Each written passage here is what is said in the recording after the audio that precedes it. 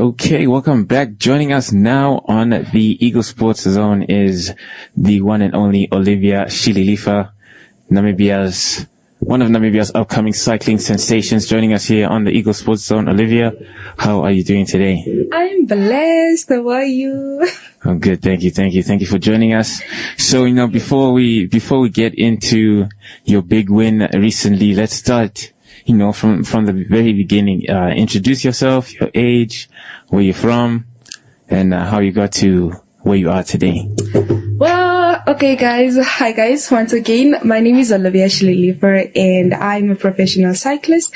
I started riding in 2019 through the Physically Active Youth. That's when my journey really started. So joining the Physically Active Youth, which is a school afternoon program that caters for sports and education, I finally found my way through there, and they gave me that platform to just do what I fell in love at this point to get. So yeah, 2019, that was when the dream was born. And when I really decided that I wanted to go pro was 7 months of starting. I was selected to go to SA to ride for the school MTB league in Brits, and that was when the dream was really born per se. So yes, I'm 23 years of age, and yeah, that is. So when you say you're a professional cyclist, what exactly does that mean? When I say I'm a professional athlete, cyclist rather, is I was once signed with a pro continental team, which is the Kenyan Shrimp generation, and it's just me personally saying that I'm taking it professionally. Like I would want to one day say I am getting and earning a salary from it one day. Yes. That's we understand what you mean when you say that. Exactly. So recently, you won the MTN Kimani Road Classic. You won that, and I'm seeing it by almost 40 minutes ahead of second place. Yes. Tell us about that experience in Eswatini, and how you feel about bringing home the gold medal. Well, that was an amazing race. I will not lie to you, and it was just by the grace of God. I had a really rough second half of the season, and I think this was just another way to say that all hard work had to pay off sooner or later. And heading to Eswatini, it was a special win for me because I had to kind of just practice, do what I practice, what I always practice on training, and just bring it onto race mode. I wanted to try something different, and I think Eswatini just gave me that platform to do that. Excellent. And so were you racing representing Namibia, or it was just an individual race? Yeah, it was just an individual race, but obviously when the moment I step out of the country, that means I'm representing Namibia, I'm representing everyone back at home, and it's never all about me in the end. It's always about my country that I have to. No, I definitely represented as well there. So I want to ask you about the growth of cycling in Namibia. In your view, how has the sport been growing since you started? And what do you foresee, or maybe what do you want to see out of this growth of cycling in Namibia? One thing I can say is that it is growing, and I think we're headed in the right direction, and it's just becoming more competitive, which is great. I mean, it gives you more motive and more reason for you to train harder. And I think by the grace of God, I believe we are headed in the right direction, especially now that we have Roger Serene that won the world championship at junior level. I mean, he just stated that it is possible, and I'm a fan of that, and it just makes it more easier and to believe in yourself, that if you really believe in yourself and what you really want to do, I mean, it's possible. Through those heights. Most definitely. Now, I want to also ask you about the training. Yes. Give us some insight into what does for the listeners that don't know, she cycled to the studio today. So give the listeners some insight into, the training life of a professional Namibian cyclists? What's your schedule like? How difficult is it? It is really, I won't lie, it's getting hectic, and it requires you to be both mentally and physically just aware of what you're doing. And like you said, I had to just do some hours today just to open up the legs for the weekend and stuff like that. But my hours are a bit bad, like they're crucial. Like when you go back home, it's that thing of like, yo, what did I do? Like, what am I doing? But it's those days when you do those long hours and brutal hours, or when you put in the work, these are the days that you come and celebrate and be like, oh, so the long hours that I put in was all for this big day and all that. Yes. Yeah. So, this season, how has this season been for you? And, coming towards the end, but tell us how has your season been overall? I would say I'm so fortunate and really, really blessed. I thank God so much because this was my first year elite. And so coming through with the elite, I was shocked. Yeah. But I mean, it was such a beautiful season, though somewhere, you get setbacks, but you don't always look at the setbacks. So you look at them as ways of how do I bounce back? And but I won't lie to you. This was one of the seasons that I really loved. I felt I was more in tune with myself. I felt like I had more time to really just channel through what I'm doing and just don't necessarily have to look at what other people are doing. I just focused on myself, and I tried to do what I did or what I'm doing best through the grace of God. One thing I can always say is that God has been always a big part of my life, especially through with this journey, has always played a big role. And falling back to scriptures such as Jeremiah 29 verse 11 for me has been always, every time when I felt like I'm not moving, it always reminded me that He has a plan for me. And even when I didn't really achieve what I wanted to achieve, I think those scriptures, falling back on scriptures, always really motivated me to get back and just, get going, because in the end, it's not for my glory, but it's for His glory. Most definitely. That's very important. Yes. And how was your we had the Tour de Windhoek this year. How was that experience for you? Unfortunately, I couldn't really live through the Tour de Windhoek, but then for the first two stages, which was the prologue and the stage 1, it was really amazing because I spoke to my coach and I was like, Coach Jafet Amukushu, and he said, I think it's a nice way to see where we are at the African level before we try to aim for the European level. So for me, just having to see where I finished, especially finishing top 15 in the second stage, I think that was a big, I just saw the growth. And then unfortunately I couldn't finish the tour because I had a mechanic and that made me not complete my tour. It was sad, but those are the things that come with being a professional. We take both the good and the bad. Exactly. And you're competing against cyclists, other African cyclists, but I know before that you've competed in other international competitions. Tell us about some of those experiences and how it is to compete against whether it's Africa's best or the world's best. What is that experience like? How do you see yourself compared to them? Yes, I think for me that has always been a privilege for me, because having to be at the start line with a Diana from Rwanda, currently riding for the Kenyan Shrem, and my former teammates from Kenyan Shrem, I think has been always a blessing, because you look at yourself and you try to measure yourself, and if you can compete and finish with them, it means that, it should show that there is growth, you see. And I believe that we are headed in the right direction. It might look very slow, but definitely there is traction and there is progress. So it was a beautiful feeling just to start with the most amazing African woman, and it was we're not only participating, it's like everyone was literally competing, and it is like everyone was just bringing their best.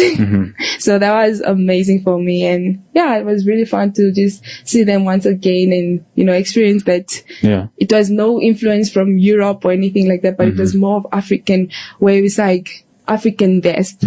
So that is a nice way to say it. No, that's good to hear. Yes. What are some countries that you've gotten to see because of cycling? That's that's quite okay. So I've been to France, Italy, Poland. I've been to Eswatini, South Africa. I've been to Botswana. I've been to Austria. I've been to Germany. I've been quite a lot. Full passport. Yeah, no, I mean, like, with cycling, it really changed my life. And I mean, it's not even about the traveling, but it's just the amount of people that you get to meet in different countries, not even forgetting Ghana. It's amazing, amazing people. And all over the world, you get to experience people's cultures and you get to make a family. And that is the biggest, I think, outcome for me being in the sport. And yeah, that is what I can basically say about that. Which one was your favorite? Italy. Yeah? Italy. Till today, Italy. I will not lie to you. Italy is so beautiful, and just the racing, the terrain, the atmosphere, and as you're racing both like it's like kind of like Namibia where the desert meets the ocean, but a beautiful view. And it was just, the people were amazing. And unfortunately I didn't have pizza in Italy. I couldn't. No pizza? Wow. I didn't Pasta? try. I had pasta, but I didn't have pizza. I was racing. Yeah. So, yeah. So one thing I want us to discuss, is, as the more I've been following cycling, the more I've seen or experienced that, it's an expensive sport. It's not a cheap sport. Yeah. And, not all, participants have access to the same, equipment or resources. So I want you to touch on, I don't know if we can call it an issue in the sport, but the fact that this exists in the sport, how expensive of a sport it is to enter. And then, once you do enter, some teams still have, better equipment than others and things like that. How does that impact you? How does that impact me? I came from the physically active youth, where we were. Oh, did you actually? Yes, I was a participant. Yeah. So we had the most amazing equipment, but not the best also. But one thing that my coach always told us that you use what you're given. If you're given that at the moment, we were always taught never to complain about the equipment and rather just ride your bike, because the more you ride your bike, the more people get to see you. And if there's always going to be someone that will be genuine enough to come and help you if they see they need to help you. You get. So for us, I really came from that atmosphere where we never complain what you're given. You use what you're given and just to use it to your best capabilities. And so for me, it's true.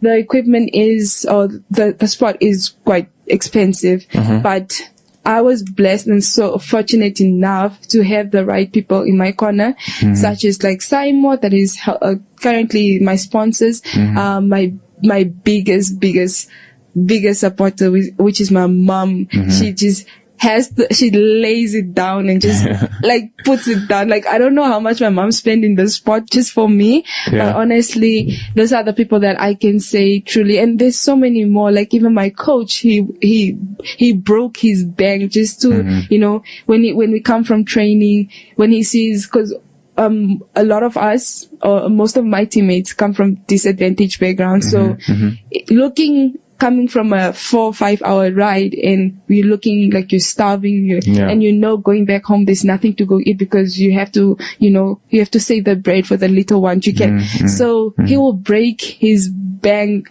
just to go buy us just chips or bread and cool drink. And that makes so much a difference. And as much as it's so sad probably to the next person looking in, I'm telling you, we had the we had fun Yeah. because we came in as a family and we had a goal, and we still have the goal, and saying that we don't look at equipment or we don't look at what we don't have. We use what we have.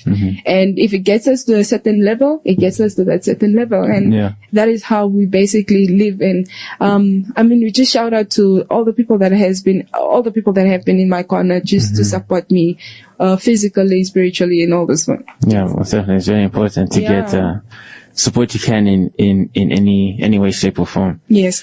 So when you say you're part of the SIMO team, tell the listeners what exactly does that mean? SIMO has a racing team and they sponsor us. So there are two teams. So we have the female team and then the male team. So, when I'm part of the SIMO team, I just mean that SIMO for the season, for the 2025 season, have signed me, to be part of their racing team in Namibia. Okay, and how many teammates do you have? I have 4. Yeah. Yes, I have 4 teammates. What's your biggest goal in like your cycling career? What are you most eager to achieve in the sport of cycling? My biggest goal will be Olympics. Yeah.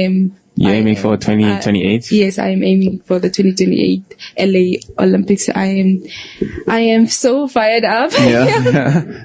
And I just, it's just getting louder and louder. And, I used to be so afraid of like really telling people what my dreams are. But I think it's about time that I face that fear and just start, focusing on that. I already call myself an Olympian. Yeah. I'm a future Olympian. Exactly. So I'm manifesting it into existing. Will that be for the road? Yes, for the road. Yeah. Yes. Yeah, no, we'll definitely like to see that. And so, will you be in the junior ones also coming up is that Senegal, I believe? I'm not really quite sure with that now. Yeah. I'm not really sure. So, yeah. So, recently I got to attend UCI Road World Championships. Yeah, how was that? It was a good experience. It was a good experience. Good to see, the world's best cyclists and so on. Yeah. Like the likes of Tadej and all those guys. Yeah, that's nice. But one thing that was quite you couldn't really avoid is the difference in, skill level, but also equipment. A lot of people are talking about this between the African cyclists and the European cyclists. Yeah. Obviously cycling is growing, on the continent, but still there's this like very big there's a gap between. It's like 20 years. My coach says it's like a 20-year gap. Okay. Firstly, what do you think about the growth of cycling on the continent, and, what are your thoughts on that gap, and what needs to be done or can be done to close that gap? I think, there's so much that has to be done first.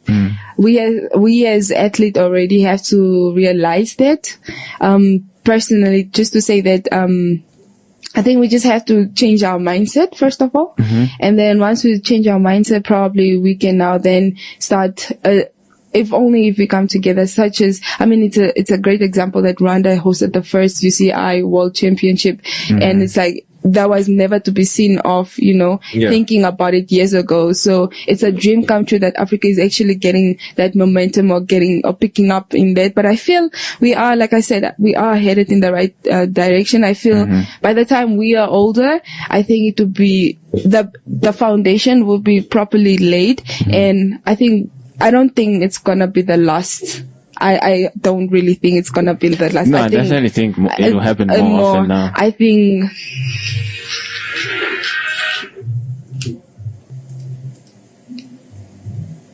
Okay. So, we were talking about the, Rwanda hosting the UCI Road Championships, you were saying? Yeah, I feel like it's definitely, I don't think it's gonna be the last time that we get the World Championship. I'm just saying my personal opinion. Cause I just feel like we're headed in the right direction, especially in the female sports.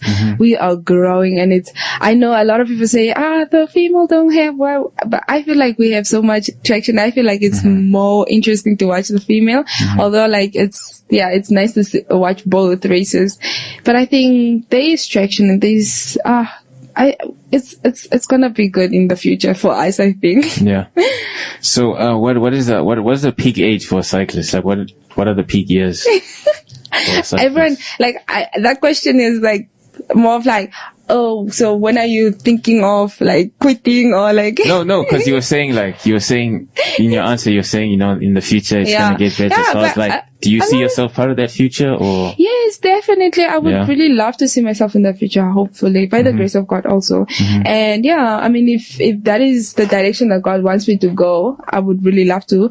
And, yeah, I think a lot of people say by 40. 40? Yeah. 5, 40, but you still find women that are going beyond that, but not probably professional, but probably professional ends at 40-ish there. Because I still know 1 or 2 professionals that are at 40. Yeah, there was the oldest person at the Worlds was, I think they said 39. Yeah, I'm pretty sure it was a South African woman. Yeah, maybe Ashley. Could be. Yeah, I'm not really sure how old she is, but yeah. Who's your favorite cyclist, whether pro or even amateur? Oh my God. I'm looking at Kim Lockhart. She's someone that really inspires me. Kim Lockhart, and she recently won the yellow jersey at the Tour de Famous.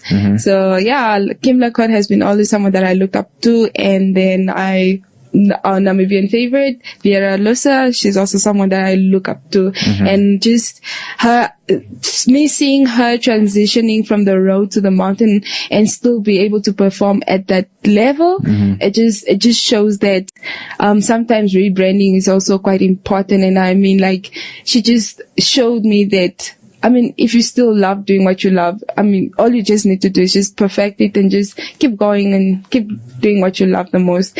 But last but not least is Cassia from Kenyan Shrimp. Yeah, she's also someone that I really look up to.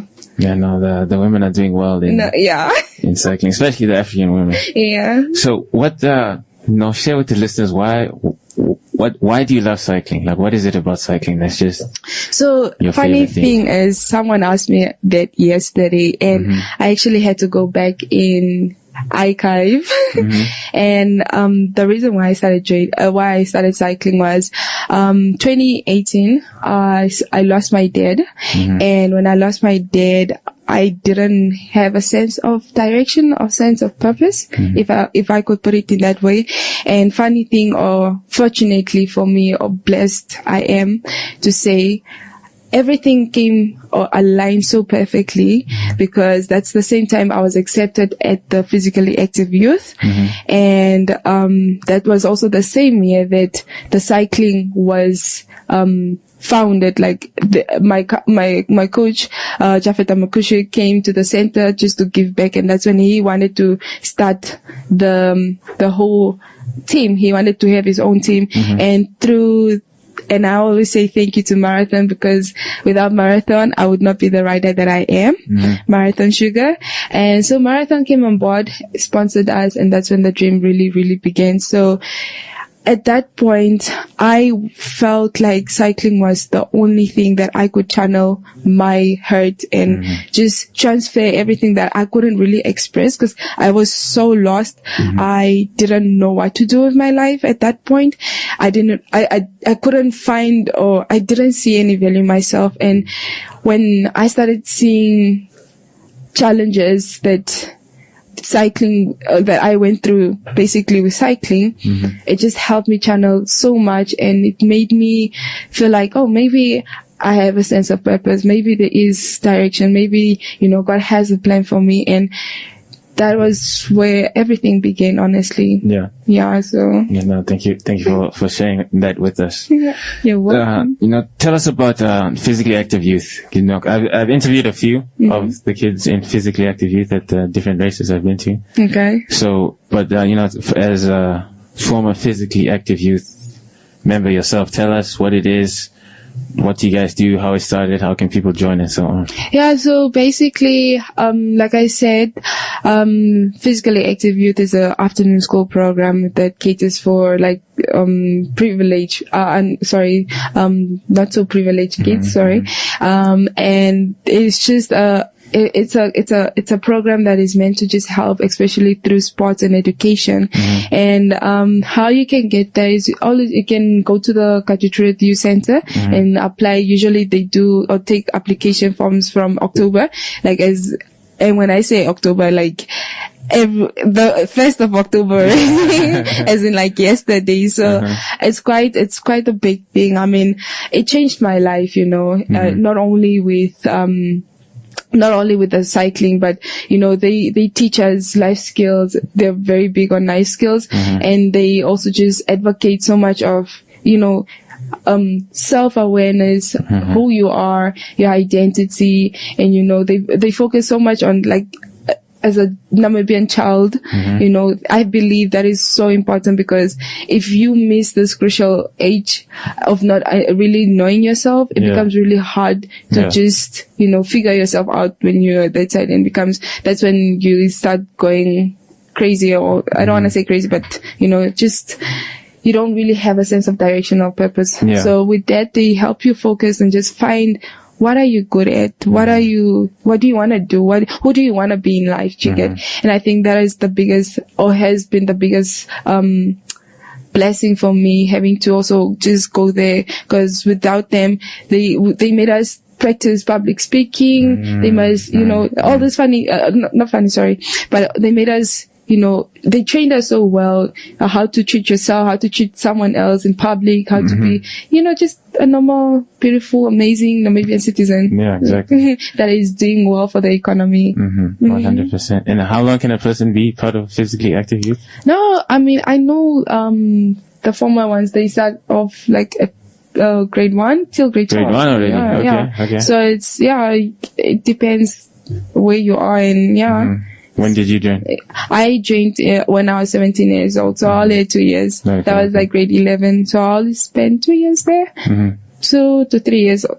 But obviously we visit back, and we go back and say hi, pop up, and because pay is home. Exactly. Pay is boss.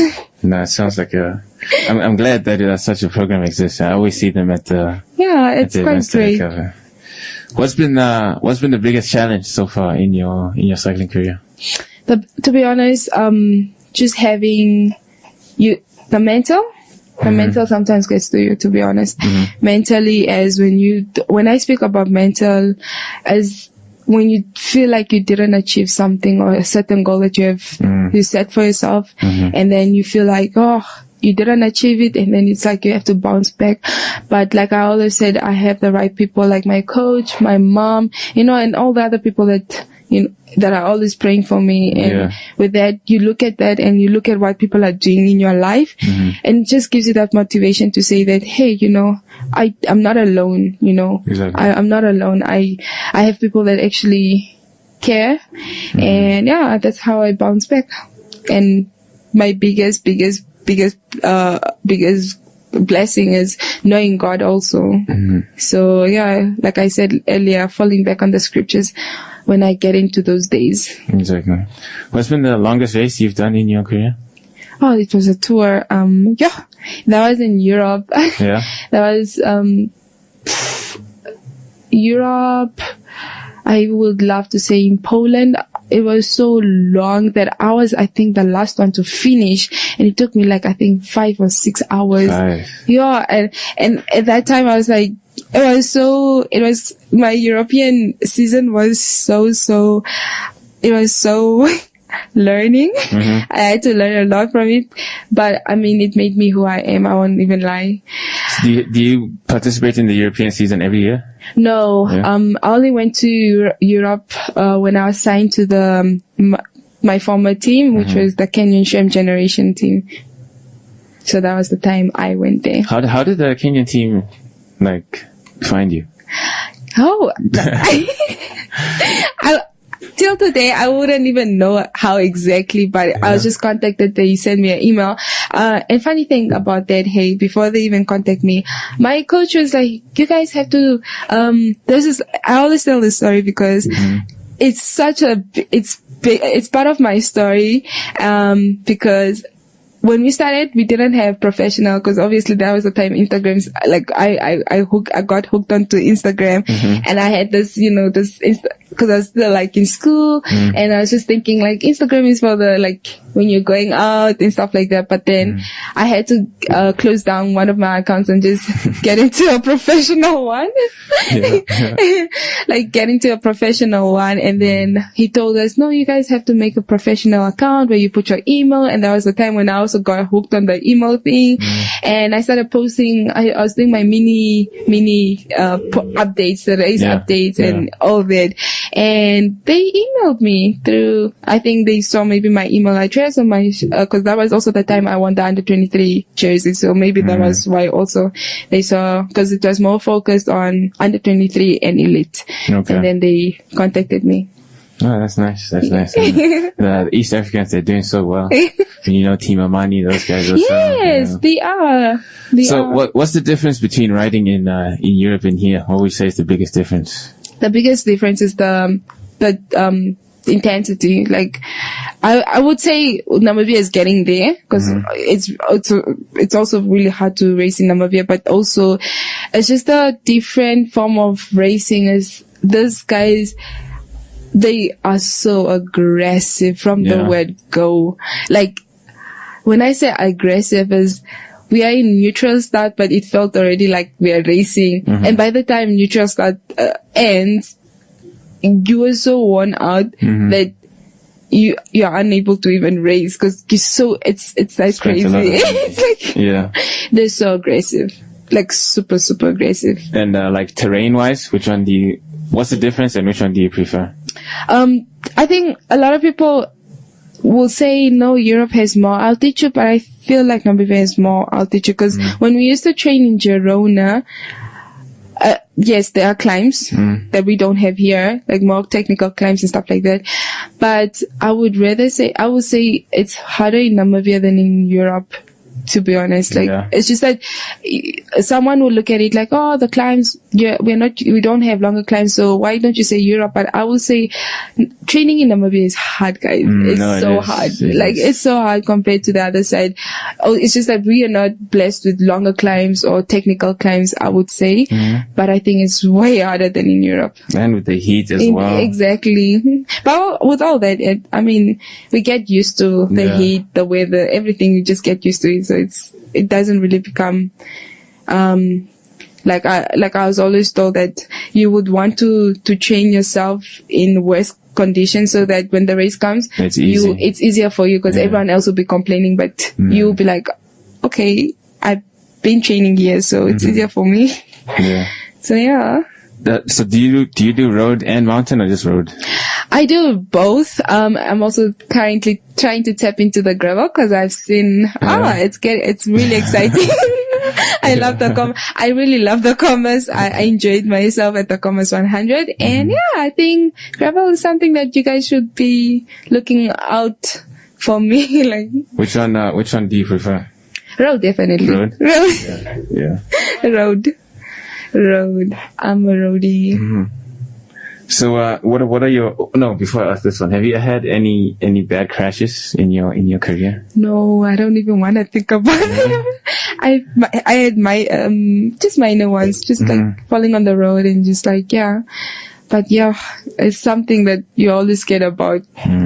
I can imagine. When the bike, everyone is so close together. Exactly. Especially with the road bike. I think, okay, from both disciplines, and anything can be worse. So, Okay, my last question for you is, tell me about the Namibian Cycling Federation. What's your relationship with them? What are your thoughts on them? Well, I find it that the Namibian Cycling Federation is a very supportive, federation. It supports me and with the other people as well. So it's quite, I love the leadership, and I see that the traction that they're putting or giving and just what they're providing to us athletes, because these are the things that you look at other countries, they tell you what what is happening in their federation, and you're like, but this is, with us, it's like this, and it's like, it's way better. And I think we are very, very fortunate to have a team, that is really dedicated to, just seeing the development and the growth in us and just wanting to see the best of us. So I think I truly believe that it's a nice way, it's a nice thing that is currently leading. Mm-hmm. And yeah. Now, lastly, before I let you go today, what's anything you would say to people out there that aren't into the sport of cycling yet, especially girls or women? Why should they get into cycling? I mean, first, honestly, I would want to tell them, if you're gonna get into cycling, mm-hmm. you should really, really think about it. Like, it's not even just about getting on the bike. It's about the mental, the physical, everything mm-hmm. about it. But if you are into the sport, it's amazing. Mm. Trust me, once you get on the bike, you'll never put the bike down. Whether it's just casual riding, it's true. He got himself a bike as well. So I think it's just the coffee dates, the rides. You get to meet a lot of people, mm-hmm. and I think that has been the most amazing part of my life. Just getting to meet different people, different cultures, and just getting involved with everyone and just trying to have that fine or just amazing atmosphere. That, yeah. A lot of people ask me when you're doing these long rides, like what do you think about on the bike? What do you answer to that when people say, what do you think about on the bike? On the bike for 3, 4, 5 hours? Yeah, like I have my training partner likes training with music, and for me that doesn't work. Really? No, I don't like training with music. I think it's just something it grew with me. Mm-hmm.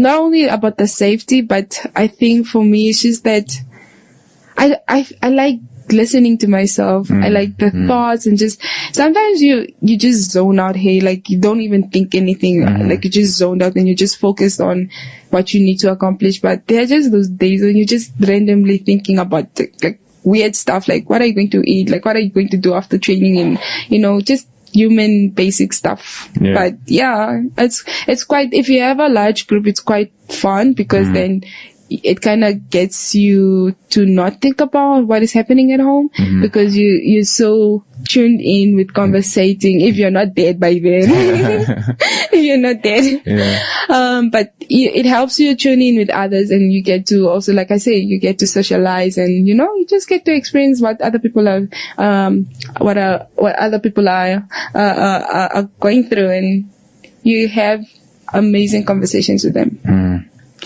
What's been your favorite cycling experience so far? I think, I'm not sure if, they still that race. There used to be this race called, the 3 passes. Hey. That race was so amazing. It's like, we didn't do it like from a racing point, but it was more like, like the long ride. It's a mountain bike race. And I won't lie to you, that was so, we drove from Kufferberg into there's a Roysand. There's a camp there, I don't know, something called Roysand. And I mean, just riding from here to Roysand was such an amazing, and that time I was with my former teammate Ashanti Okas. I started with her cycling, and we were like with the Raju and Simon Kaita. Those are the people we started the whole team. I started with them riding. So riding with them, it was a great experience with my 2 coaches, Coach Fifi and Coach Jafet Amukushu. It was such a beautiful experience because we ended up doing we did the pass, the Kufferberg pass or something like this. The pass along there, and I would not lie to you, that was until today, that whole trip, I never forget about it because it's so amazing. To be honest, there have been other amazing ones. But this one was top. No, that's good. That's good. That's good to hear. Yes. I would like to, now that you described it, I also want to do that also one day. Yeah, I don't know if it happens still, but maybe it does, but I'm not really sure. I haven't heard of it like maybe for the past 2 years or so. So, tell the listeners about, I don't know if that's something you like, but people do, like bike camping now. Yes. Is that something you do as well? I don't do it because I'm scared of the snakes. but I love, through, I'm not sure if, I believe you know Dan Craven. Yeah, through Nguza, Dan always loves, he always invites me to his bike camping, and like, he made me kind of lose my fear, because he doesn't really go to also like just open, like it's quite nice places that I set up. So Dan really exposed me to the whole bike packing. That would really shout out to him because hey, I always think about the snakes, but the places that he chooses, like so amazing, beautiful places, that, we get to go to, and we just camp there and then we do some shoots with the Nguza bike. And I mean, it's always fun with him, because I believe he's one of the best bike packers in. Yeah, I mean, he was one of our like best cyclists. Period. Exactly. So I feel like he has more knowledge on those, like the bike packing. So I really love going out. I trust him on that bike packing.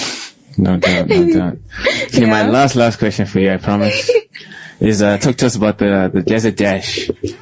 Tell us your experience with the famous Desert Dash. Oh, the famous Desert Dash, yo. See, I love the Dash because it's not only about the racing, but it starts already with the training. I like my coach always told us, like, if you're not in tune with your teammate, Dash is gonna be gonna be a long day for you. It's gonna be long because you already have to start training how you guys are communicating. How would you communicate? The foundation needs to be laid up already. So if you guys are not training on that, it's gonna be hard. Like, you need to know what are your partner's strengths, what are your partner's weakness, because with Dash, it will test you. My brother, it will test you. I won't even lie to you. It will test you. But it becomes, when you cross that line and having to cross it with the people I call home, I know we've been close to winning it, hopefully one day. But I mean, like, we have traction with Simon and Marwan, Cleopas. They won it last year, or they came third last year. So, I mean, that's just to show us that, we are close. We're getting there. We're getting there. Yeah. But I'm just saying it's amazing. It's an amazing race, and it's something that would really, really challenge you, not only physically, but your relationship with the next person. How do you communicate when you're under pressure?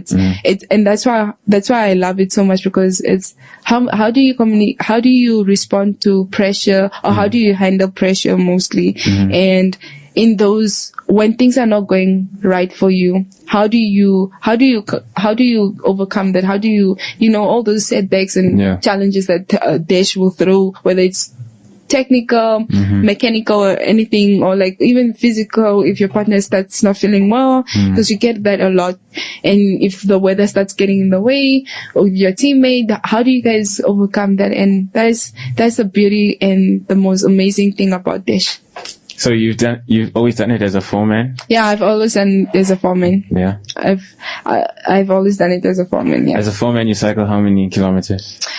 In total, I think we do 150, 160, because if you have 80, if my math is right, if you're doing the other stage, which is 80, and then like the last 50 is like probably 130, 150, yeah. So each does 130? Yeah, like each person does 130. Okay. Yeah. Well, Olivia, thank you very much for your time. Unless there's anything else you want to say to the listeners before I let you go today? Yes, I would love to just say thank you to my sponsors. That is also in regards to the MTN Kamani. Without these people, I would not be where I am, especially the Sports Commission, our Namibian Sports Commission. They helped us so much with the transport getting to MTN. I had Mr. Rifangwai. He's a cyclist, and he also helped me. It was a self-funded race. Okay. But then, with all these people, I had people that also just came about just to say, hey, we're looking at you, and we're supporting you. And and obviously my mother. Yes, My most mother, definitely. Yeah. Monica Ilonga. Like, I shout out to her that she did so much. And there's another group. There's another sponsor that helped us, which is the Track Holding Group. It's a construction group, and they really came on board to just get us that side. And then last but not least, obviously, the Namibian Cycling Federation and Simon. Of course. Yes. And where can the people follow you? On Facebook, Instagram is just Olivia Shililifa _cycling. Yeah. Most definitely. Thank you very much for your time, Olivia, and Thank best you of luck so for much. the rest of the season. Thank you. This was amazing.